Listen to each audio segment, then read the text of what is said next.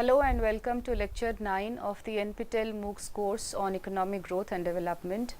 We are continuing with the discussion on the strategies of economic development and growth. This is part 4 of this discussion. In today's lecture, we will discuss about the big push theory and the critical minimum efforts thesis as put forward by Professor Harvey Liebenstein. In the last class, we looked in some detail into Schumpeter's theory of economic development and Rostow's stages of growth theory. Remember that we are in this part of the discussion looking mostly at the high development theories, which looked at the economic transformation of the developing countries. What are the prerequisites for the economic transformation of the underdeveloped countries or the developing countries? And most of these economists that we are discussing as a part of the high development theory were writing in the 1930s and the 40s and the 50s. Many of them were drawing from the experiences of the then highly industrialized developed countries, and they were proposing different ways of development for the UDCs based upon the experiences of the highly developed countries. And of course, in the last classes, we have also discussed in some detail with respect to the different strains of development thought and what were these development thinkers really trying to stick to as far as their ideologies and their propositions went.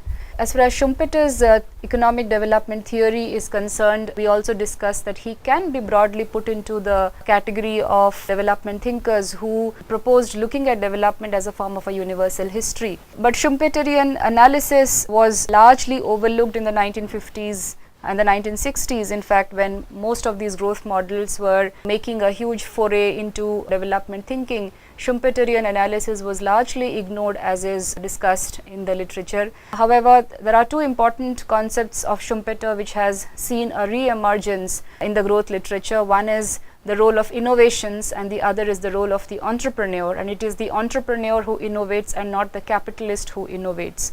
So, Schumpeter was mostly assumed a perfectly competitive economy in which there is stationary equilibrium, and in such a stationary state he assumed that there is there are no profits, no interest rates, no savings, no investments and no involuntary unemployment.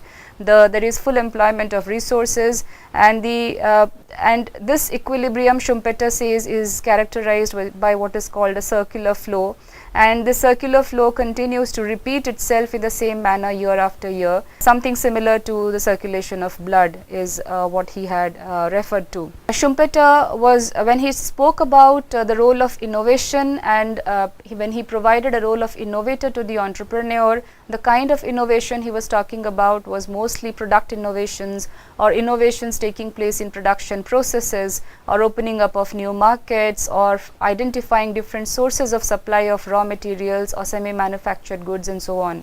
He had taken the example of the railways, how railways can be considered as one of the examples of how the stationary equilibrium is broken, the circular flow is broken, and he coined the term called creative destruction, taking from Marxian analysis, and he said that it is creative destruction which will lead to economic development in the long run.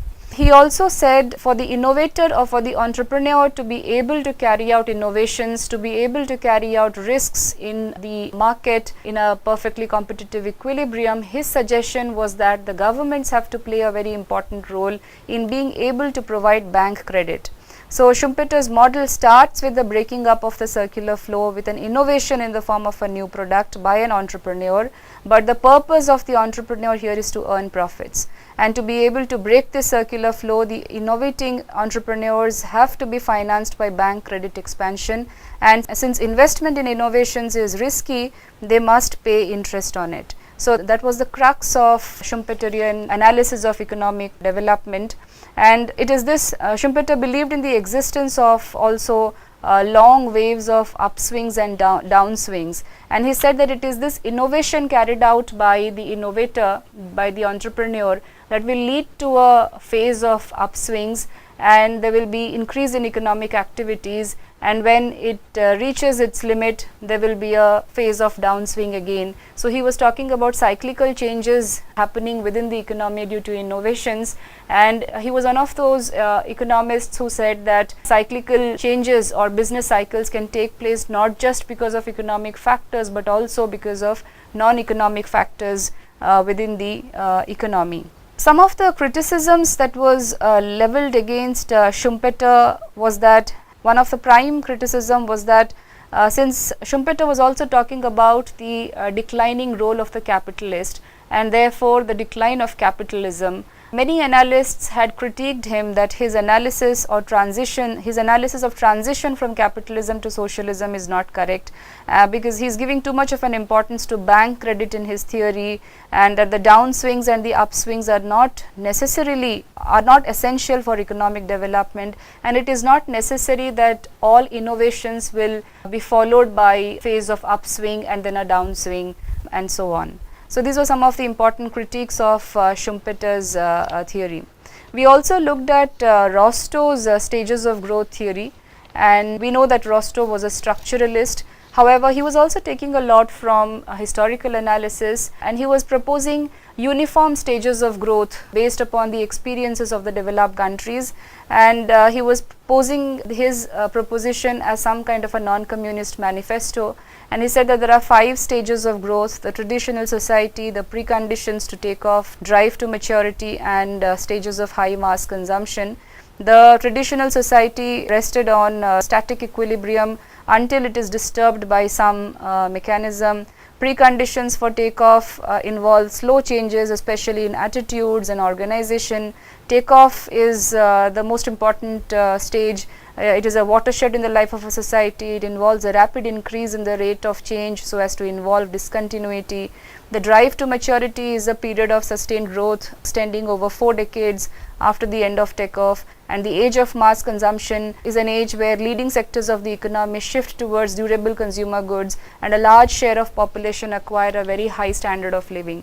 So these were some of the important characteristics that Rostow's stages of growth theory was proposing. However, experiences of development across countries has shown that traditional society and modern societies have coexistence, particularly in the largely the agrarian economies, the underdeveloped countries of the world. The stage of takeoff never came, takeoff never happened, although there is a section of population in these countries which consumes highly sophisticated goods, which transacts in markets dealing with with luxury goods and durable consumer goods and so on. We have a highly consumerist society now, but at the same time there is a large section of population in these countries that is still a part of the traditional, that can be still considered a traditional society that has very low incomes, low savings, a largely agrarian setup. Peasants, the levels of disguised unemployment is very high in these economies, and rural-urban migration continue to take place. So because of the experience of these countries, Rostow's stages of growth theory was criticized, and on the premise that such uniformity or such linear stages of growth is hardly to be seen. Now let us go back slightly to Rosenstein-Rodin. In the last classes, in one of the last classes, I had discussed about Rosenstein-Rodin's unbalanced growth thesis or unbalanced growth theory, in which he was suggesting that the unbalanced growth theory of Rosenstein-Rodin came as a challenge against the balanced growth model of Ragnar Nurks, and he was suggesting that massive investments need to be carried out, but they need not necessarily be carried out simultaneously in different industries. Certain industries may be chosen where massive investments need to be carried out, and he had identified that those industries necessarily need to be those dealing with social overhead capital, and that is where his big push theory also comes in. Rosenstein-Rodin was one of the most active proposers of the big push theory, although there have been many, and the Rosenstein-Rodin we can actually say that both balanced and unbalanced growth models were proposing big push investments or massive investments. Only the strategies of development of the big push of the balanced growth theorists and the unbalanced growth theorists were slightly different. So if you read through, those who are interested in research, if you read through the research articles of these authors who were writing, of these economists who were writing in the 1940s and the 50s and the 60s, you would see that there are points where they all agreed with each other as well, where for example Professor Paul Streeton or Professor Rosenstein-Rodin, Professor Hirschman, they all seem to be agreeing with each other with respect to the fact that investments need to take place and governments need to play a very big role in bringing about economic transformation of the underdeveloped countries. And so one thing that both balanced growth strategists and unbalanced growth strategists were agreeing upon was the need for massive investments. Only their strategies, their proposals of strategies of carrying out this development was different. So the idea behind Rosenstein-Rodin's unbalanced growth theory is that a big push or a big and comprehensive investment package can be helpful to bring economic development. In other words, what he was suggesting is that minimum amount of resources must be devoted for developmental programs if the success of programs is required. He was taking the example of an aircraft. So as some ground speed is required for the aircraft to airborne, in the same way certain critical amount of resources need to be allocated for development activities. So this theory through Rosenstein-Rodin was of the view that through bit by bit allocation, no economy can move on the path of economic development. Rather, specific amount of investment is considered necessary for economic development. Therefore, if so many mutually supporting industries which depend upon each other are started, the economies of scale will be reaped. So external economies or economies of scale was one of the driving factors that provoked Rosenstein-Rodin and others to suggest that there should be there should be investments, big investments being carried out in specific amount in certain industries. Rosenstein-Rodin presented through his big push theory 3 types of indivisibilities, and he said that these 3 kinds of indivisibilities will create externalities and bring about rapid economic development.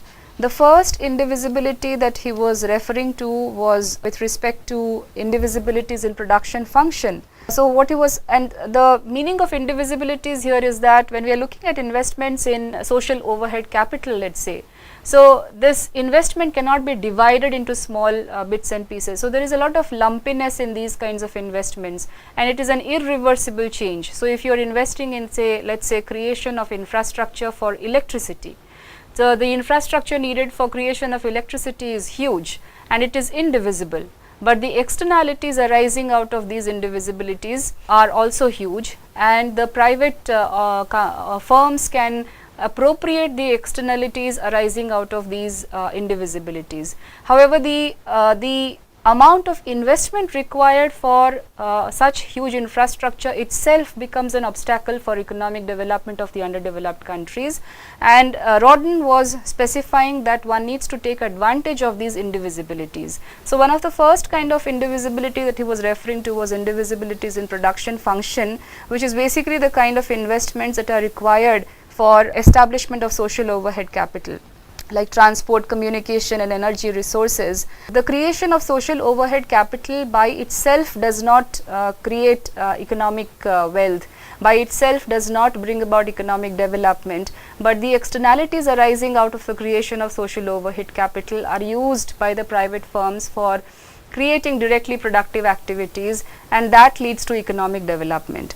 So they all contribute to development indirectly and they last for a longer period of time. And the most important, the crucial part here is that social overhead capital cannot be imported. So to construct the social overhead capital, there is a need for big investment within the country. Now, and as I was also suggesting in the last class in his thesis on unbalanced growth, when investments are made on social overhead capital, there is a tendency for a creation of excess capacity. In other words, what it means is that once the social overhead capital has been created And if there are not enough entrepreneurs within the economy, if there are not enough private firms within the economy to take advantage of the social overhead capital, then you are essentially creating excess capacity. And this excess capacity is not looked at very nicely in competitive markets, because then you are wasting resources. So what he was saying is that after providing big push in investments by creating social overhead capital, it is all right for excess capacity to exist, because this excess capacity will in the long run be used by the private entities for creation of directly productive activities, or for creating output through directly productive activities. And his estimate was that as far as the underdeveloped countries are concerned, about 30 to 40% of investment should go to creation of social overhead capital. The second point that he was making was with regard to indivisibility of demand. He was saying that the complementarity with respect to demand requires that UDCs should establish such industries which could support each other, and to make investment in one project may be risky, because in UDCs the demand for goods and services is limited due to lower incomes. So in other words, indivisibilities of demand require that at least a certain amount of investment be made in so many industries which could mutually support each other. And this is where this indivisibility of demand or complementarity of demand characteristic is where probably Professor Rosenstein-Rodden and Ragnar Nurks would have agreed with each other, where they are talking about creating complementarities of demand. So which means that if you have a shoe factory, as in the example laid by as we had taken example of in the last class, so if you are creating a shoe factory, you cannot compulsorily ask the wage earners to be consuming shoes. They need to consume food, they need to consume clothing.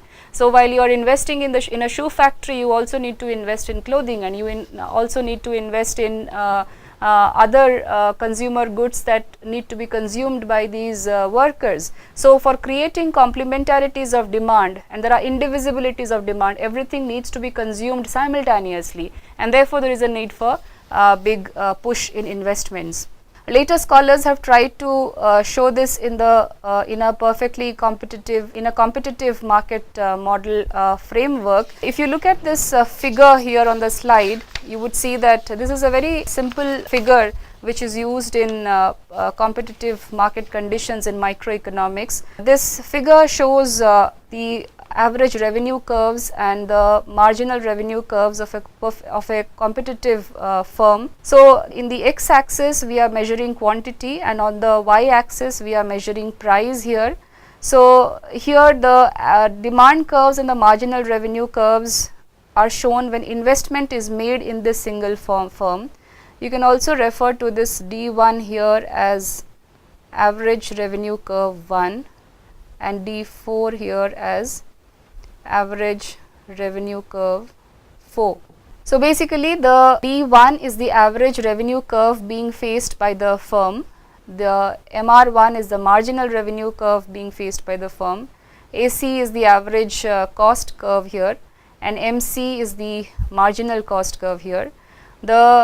First, let us assume that a small amount of investment has taken place in some sector of the industry. From standard microeconomics formulations, we know that the point of equilibrium is the point where marginal revenue is equal to marginal cost. So the first point of equilibrium after a small amount of investments have been made, for which the firm is facing D1 and MR1 curves, are that this is the point of equilibrium E1. And at this point of equilibrium, the amount of quantity that is being produced by the firm is OQ1, and the price that the firm is being faced with is OP1. And going by this, if you look at the average cost curve here, the production is taking place below the average cost curve. Therefore, the competitive firm is actually facing losses worth this area, which is equal to P1BAC. So this is the area of losses if small investments have been carried out in some sector of the economy or in some small sector of a particular industry. So Rosenstein-Rodden is suggesting that instead of carrying out bit by bit investments, if investment is made in a number of industries, after identifying whether these industries can create external economies, then the market will be extended. So you see that the AR1 curve now moves out to AR4 and the MR1 curve now moves out to MR4, which means that the market has expanded. So the firm is now being faced with a higher demand curve and a higher marginal revenue curve, a higher average revenue curve and a higher marginal revenue curve. And at this level of investment, the firm is producing at a new equilibrium point where MR4 is equal to the marginal cost curve. The marginal cost curve remains the same and the amount produced is OQ4 and the price being faced by the firm is OP4. And the firm is producing much above the average cost curve here, and therefore the firm in this case is now reaping profits worth this area, which is P1 SR. So this is the amount of profits that the firm is now facing when investments have increased. So it means that if investments increase to a large extent, if markets expand because of a big push in investments, then there is a possibility that the industry can convert losses into profits. In the first case, when the amount being produced was OQ1 and the price faced was P1, the firm was producing below the average cost curve and the amount of losses was equal to P1BAC here. And when the markets expanded and the firm was faced with a new average revenue curve of D4, it was producing much above the average cost curve and the firm could easily convert its losses into profits. So this is what Rodin was meaning to say when he talked about indivisibility of demand. Because there are complementarities of demand, it makes sense to increase investments to a large extent instead of focusing on small investments. He was also saying that there is indivisibility of savings, and by indivisibility of savings he means that we are anyway caught in the underdeveloped countries are anyway caught in vicious circles of poverty. There is low income and low savings, and if there is low savings you are left with no investment for economic development. So big push investments need to be carried out so that the marginal propensity to save of the consumers also increase. So he was talking about a situation where big push can actually lead to marginal propensity to save increasing, marginal propensity to save being greater than the average propensity to save. And in the presence of all of these indivisibilities and non-existence of external economies, only a big push can take the economy out of a low level equilibrium trap. Otherwise these indivisibilities become obstacles to economic development.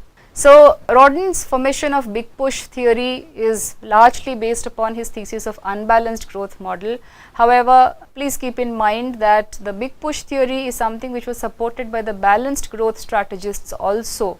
They were also talking about a big push for investments to be carried out in the underdeveloped countries, and that was the crux of both of these different models of development. So in principle they agreed that investments need to increase, however the strategies were different. Now as like most theories, high development theory, the big push theory also has its detractors, and there were various limitations of the big push theory that were highlighted by the detractors, and it makes sense to discuss a little on the criticisms of the big push theory. And I think that the discussion on big push theory is very important in the context of the debate that has gone on since the 1980s and 90s, intensified in the 2000s with regard to public support of public support provided to the social sector, and whether government should increase its investments in the social sector or withdraw itself from the social sector, leaving space to the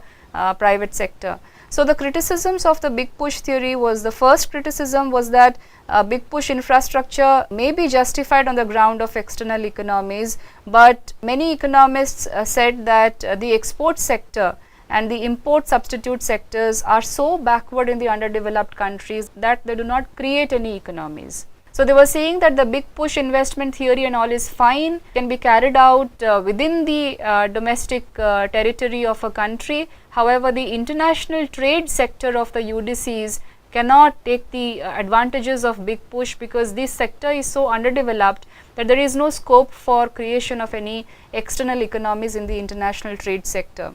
Another criticism of the big push theory was that the goods which are concerned with public welfare hardly yield external economies, and the investment which is aimed at reducing cost does not yield economies. So, this is one of the criticisms coming in from the domain of the public utilities and externalities. It said that when you are creating social overhead capital, let us say for example, it does create welfare, individual welfare, it creates social welfare for people within the country, but externalities so created are such that it need not necessarily be important for the private entities to be able to carry out massive investments, and it is not possible for the UDCs to be entirely depending upon the government to carry forward investments. Therefore, these the big push investment in public utilities or in social overhead capital has its own disadvantages or limitations, and that was a caution for the big push investment theory. Another criticism leveled against the big push theory was that there is a lot of focus on providing investments for industry or identification of industry which can create complementarities of demand, identification of industry which can create large scale economies, and in the process there was a lot of neglect of the agricultural sector, and this is a well founded criticism of the big push theory. And this the critics suggested that it neglects investment to be made in agriculture and its allied sectors, and it is important that this needs to be corrected, because agriculture continues to provide maximum employment in the underdeveloped countries, and also it is the largest contributor to output. The net value added to output is also high from agriculture. Another criticism of the big push theory was that while it is talking about massive investments, while it is talking about big investments, the UDCs are characterized by inflationary spirals within the economy. The general level of prices are rising, people are not able to afford the basic items of consumption. So, where do these funds come from? Do these funds for big investments come from foreign loans? So, there was a big question with regard to whether the government should create its own resources for providing big push to in the form of investments or big investments, or there should be reliance on funds from external funds or international loans. Another drawback or another criticism leveled against big push theory was that there is no coordination in the underdeveloped countries between the private sector and the government sector. So, the contention here was that the private sector and the government sector, instead of coordinating with each other, are actually competing with each other. The underdeveloped countries are characterized by the fact that and this is what the critics had to say, that the underdeveloped countries are characterized by the fact that there are institutional rigidities, there is corruption, there are administrative problems within the bureaucracy, and there are a lot of administrative hassles with regard to forwarding investment projects, and therefore the government and the private sector here are actually competing with each other. So, under these circumstances, how is it possible that by creating social overhead capital you are providing you are giving a boost to the private entities? So, this was one of the important criticisms of the big push theory. Another most important criticism of the big push theory is largely influenced by the development thinking of those times, because most of these models of development, for example, we have discussed Simon Kuznets' ideas on reflections on development, where a lot of empirical exercises were being carried out with regard to how these industrialized countries of the world have developed. So, which means that the models of development that were being proposed were based on historical analysis of how countries have progressed over a period of time. However, the big push theory did not have to its credit any influence as far as historical data was concerned. So, one of the criticisms leveled against this theory was that it is at best only a recipe for the underdeveloped countries to develop, but it is not derived from historical experience, and therefore there is a lack of evidence and facts to be able to back this data in a coherent manner. Now, having done with the big push theory, let us now look at the other important development model that we need to know of, and this is known as the critical minimum efforts thesis. This model was proposed by Professor Harvey Liebenstein in 1957. He wrote a paper called Economic Backwardness and Economic Growth, and Liebenstein was basically an Ukrainian born American economist, and he lived between 1922 and 1994. His thesis is also very important in the context of big push and balanced and unbalanced growth models, basically the high development theory. And he has many contributions to development economics, and one of them being critical minimum efforts thesis. Those who are interested in looking up for more research papers in this area may also want to look up Liebenstein's ideas on X efficiency, which also was a major contribution to the literature of development economics. However, let us now focus only on Liebenstein's critical minimum efforts thesis. Now, according to Liebenstein, the overpopulated and underdeveloped countries are characterized by the vicious circle of poverty, which is a given, which is the starting point of most of these high development theory thinkers. They have low per capita income.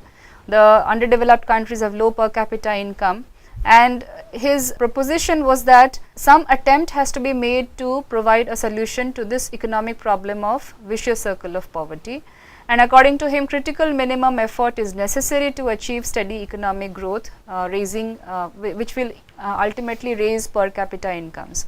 So, the main idea of his theory is that economic growth in the underdeveloped and overpopulated countries is not possible unless a certain minimum level of investment is injected into the system, and this minimum level of investment is what he called the critical minimum effort thesis. So, in his own words, in order to achieve the transition from the state of backwardness to the more developed state, where we can expect steady secular growth, it is necessary, though not always a sufficient condition, that at the same point or during the same period, the economy should receive a stimulus to growth that is necessary than a certain critical minimum size. He also introduced these two concepts through the critical minimum efforts thesis.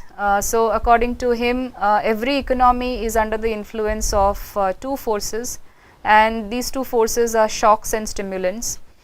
Shocks refers to those forces which reduce the level of output, income, employment and investment. So, what it basically means that shocks dampen and depress development forces. Stimulants raise the level of income, output, employment and investment, and stimulates impress and encourage development forces, and these stimulants can be referred to as income generating forces. And he says that in the long run, economic development does not take place in backward and underdeveloped countries, because the magnitude of stimulants in those countries is quite small.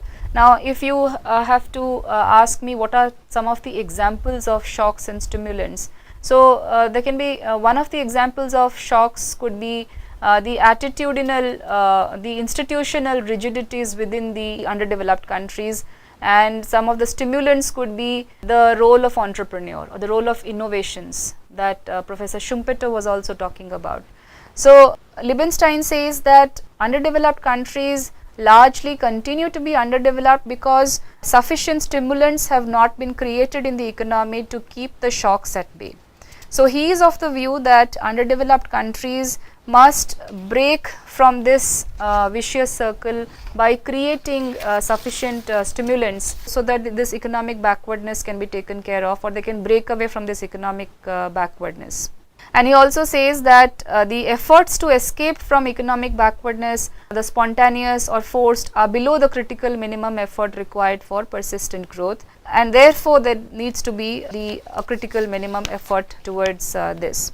Along with these two concepts of shocks and stimulants, he was also saying that he was talking about different kinds of incentives that are required to be able to get out of the low level equilibrium traps or the levels of backwardness. He was saying that the generation of stimulants depends on attitudes and motivation of people and the incentives given to them. The motivation and incentives are useless without the main factors of economic development. And according to Liebenstein, there are basically two types of incentives that can be found in the underdeveloped countries. There are zero-sum incentives and positive incentives. Zero-sum incentives are those that do not increase national income. They include mostly speculative activities or distributive measures carried out within the economy, transfer of income from one section of population to the other. While these distributive activities within the economy does create welfare, but it does not give incentives to the economy to be able to get out of the low level equilibrium traps or to get out of economic backwardness. As an example, we can think of let us say most of these say anti-poverty programs which talk about transferring of incomes from the richer sections to the poorer sections in the form of subsidies. Let us say subsidies provided through a food support system or subsidies provided through an employment security system. So what Liebenstein was proposing was that these are welfare creation, all right, but they do not provide incentives for people to break out of the low level equilibrium trap. So these are zero sum incentives, and the zero sum incentives are carried on in order to secure greater monopolistic position, political power and local prestige. They do not add to the aggregate resources of the community, and according to Liebenstein, zero sum incentives are a wastage of scarce resources, and therefore it is not conducive to economic growth. Therefore, to be able to create economic growth conditions, one should look at positive sum incentives, and positive sum incentives are those that enhance national income. And some of the examples of positive sum incentives are basically productive investments, the use of technical know-how, and exploration and exploitation of new markets, and use of scientific discoveries and innovations, and so on. So this is the kind of incentives that is required for the underdeveloped countries to be able to break out of their underdeveloped conditions. Now, it is interesting also to note here that Liebenstein was also giving a lot of importance to the role of an entrepreneur, and he was saying that the entrepreneur is basically a social change agent who has a capability of creating advantages within the economy, and the entrepreneur is the person who needs to be given positive incentives in an economy. And if these entrepreneurs act as growth agents, then there will be increase in contribution to per unit of capital, fall in effective in capital, economic growth would rise, there will be a creation of an environment that stimulates socio-economic mobility, there will be expansion of secondary and tertiary sectors, and so on and so forth. To sum it up, Professor Liebenstein was basically saying that certain influences which work against the positive, certain influences which create positive changes needs to be created, and some of those influences which work against the positive change or depresses the per capita incomes need to be efficiently tackled with. So in fact, he pointed to some of the those characteristics which work against positive change. For example, he was talking about zero sum entrepreneurial activities directed towards maintenance of present economic privileges. He was also talking about conservative attitude of the unorganized workers, or the attraction of traditional ideas and resistance to new ideas and knowledge. So he was talking about some of these non-economic factors of resisting to new ideas and knowledge that can create obstacles to economic development, and therefore sufficient attitudinal changes needed to take place within the underdeveloped countries, so that the role of the entrepreneur can be transformed into the role of a change agent. Okay, so with a discussion on big push theory proposed by Rosenstein-Rodin and Professor Liebenstein's critical minimum efforts thesis, we basically end our discussion on the high development theory, where all of these theorists, although they disagree with each other on the strategies of carrying out development, there is one thing that they all agree upon in principle, and that is that they are all talking about economic transformation of the underdeveloped countries. And understand that we are talking about these theories which are talking about development of nation states in the post Second World War order, and they are largely concerned with the growing disparity of the developed countries and the underdeveloped countries, and they are proposing different ways of creation of economic activities within the underdeveloped countries, while some of them are looking at historical data, providing examples of developed countries based upon historical data, their stages of development, and proposing that probably the underdeveloped countries need to follow their paths of development. There are other development theorists who say that like for example Ragnar Nerks, who says that the development experience of the United Kingdom or that of USA is unique in nature, because they already had competitive labor force in place when industrialization was taking place in those countries. But the underdeveloped countries, the history of the underdeveloped countries is very different from that of the countries like USA or UK, and therefore the proposition, the models of development have to be very different for these countries. I will end today's lecture with a short reference to Nelson's low level equilibrium trap. This is Professor Richard Nelson, who proposed, who had a very sophisticated mathematical formulation with regard to low level equilibrium trap. I will not enter into the details of this concept. However, I just want to give you the crux of what this equilibrium trap model really was. Those of you, because I have been referring to this concept of equilibrium trap, and I'll just give you a sense of this concept. Those of you who are interested in research in this area may try to look up a paper written by Richard Nelson himself. This paper appeared in the Journal of American Economic Review in 1956, and it was titled A Theory of the Low Level Equilibrium Trap in Underdeveloped Countries. I will read out the first some of the lines from this paper, which will give you a sense of what low level equilibrium trap is, because it is not possible to cover this formulation within the course that we are doing now. So, Richard Nelson writes that the malady of many underdeveloped economies can be diagnosed as a stable equilibrium level of per capita income at or close to subsistence requirements. Only a small percentage, if any, of the economy's income is directed towards net investment. If the capital stock is accumulating, population is rising at a rate equally fast, thus the amount of capital equipment per worker is not increasing. If economic growth is defined as rising per capita income, these economies are not growing and they are caught in a low level equilibrium trap. So, he is proposing a model which is a framework within which to analyze the problems of stagnant economies, rather than as a model the parameters of which are to be statistically estimated. The concept of low level stagnation, according to Nelson, during the time when he was writing the 1950s, was scarcely new and different, and he hoped that his formulation does more than express the common knowledge of economists in a complicated manner. So, to the extent that the assumptions are realistic, the model according to Nelson provided a tool for analysis of the effects of various policies, and certain pitfalls that are not intuitively obvious are brought to light.